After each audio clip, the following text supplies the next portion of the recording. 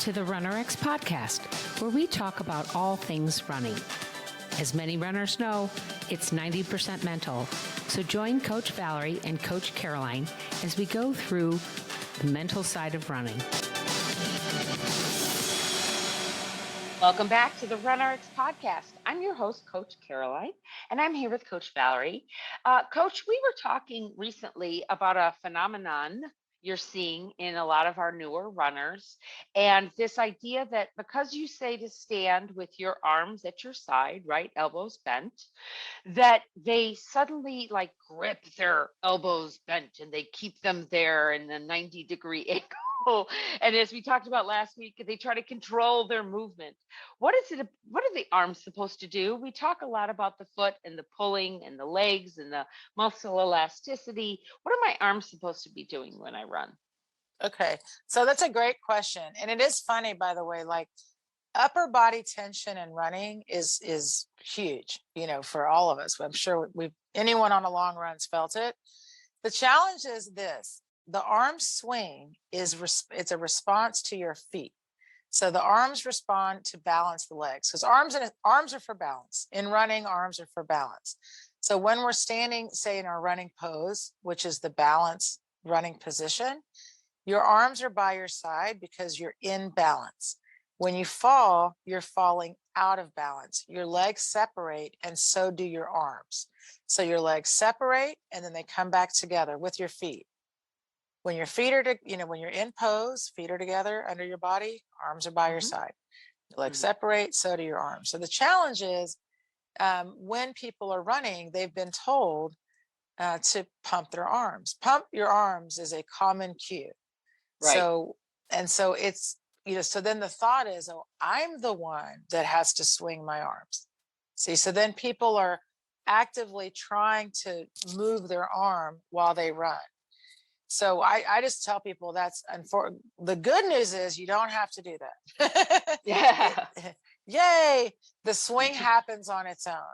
So and it is a yay, because honestly, most of us runners, not just runners, but runners, there's a lot of people in running that, are IT people or tech people. So stiffness in the upper neck and shoulder is really common. And what we see, especially when they come in RunnerX, is we see people's arms swinging across their body. And and so when we see that, we know, okay, if your arms are swinging across your body, that means that instead of just pulling like we're teaching you, there's hip activity. So it's really like a good indicator. So, and then on the flip end, because when you come into RunnerX, I do teach you to hold your arms by your side when you're in pose. Then you're right, people have been like sticking themselves there and allowing like zero movement in their upper body, and they're just moving their feet. Well, it's funny because we have heard that if you want to run faster, you have to pump your arms more. Like the more you pump your arms, you'll run faster. And as I'm doing this, I'm kind of thinking of the Terminator, right? The Terminator fingers, right? Where she has her arms and she's running really fast. And as I'm telling you this, I'm thinking that is so wrong, because like, how could my arms moving actually create my speed in my legs? And I don't, now I see the disconnect of it. And as I'm saying that, have you ever seen, if you ever look on Instagram or look on the reels, find a shot putter. I was watching this female shot putter, right? She steps up to the point. She has the shot put in her hand and she does her movement, right? She's spinning in a circle and then she throws the shot put. At no time does she move her arm so fast as to throw it. Like she understands that there's no way that her arm that weighs all of probably 15 pounds is going to cause the momentum to make that shot put go. She uses her whole body and the arm is just moving with the body.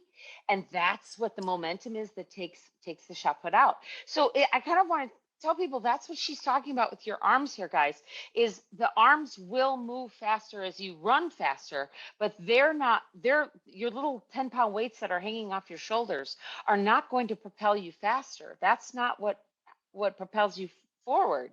It's your body moving through space. And think about the weight of that, right? The weight of your whole body moving as the center of mass, and then your feet moving underneath it is what's going to speed you up, not your arms flailing about. Right. So what the challenge is twofold. So one is like and that's the fun part too with running. It's like when you think about it and you're like, well, that makes sense. Because if you were running and I handed you something, you could hold it and still keep running. So if your arms Right. needed to be moving your legs, that could never, like, she couldn't have been running with her gun in her hand, right? Right, exactly. So just when you start to think about things like that, you're like, oh, that does make sense. And so when you see like sprinters and their arms are like pumping, right? You see it, that's because their legs are moving like they are. Right. And that's the thing to understand, is that it's all connected. Your body is connected. The more when you're running, you start to connect with your pull, like you're saying in the fall, and the arms will start to swing. So if you look down and you're running and there's no swing at all, they're just stuck by your side, try shaking your arms out for a Yeah. second, lift your chest up, like Put your try to hands above correct your it. head. I try to do Yes. that a lot. Just something where you're not stuck. On the flip end, if you keep seeing your arms come in front of you, correct that as well, right? That is the fun of knowing what the arms are supposed to do, because that is a common thing. Like, what do I even do with my hands, right? Right, So yeah, exactly. so the more you think like again, this goes with that letting go, because we also know that tension in the upper body, you've got to work on letting go when you're not running. You got to do, Yeah. definitely do some mobility, guys, on those upper bodies.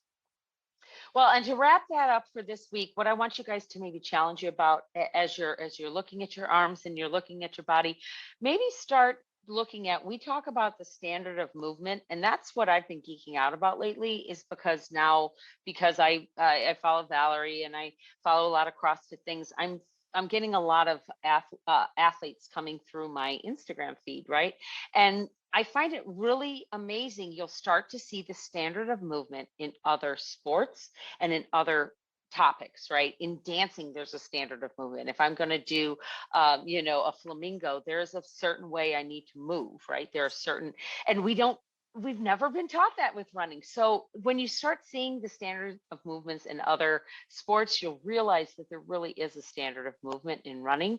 We all go through it. We all pass through pose, and it really is amazing once you can see it.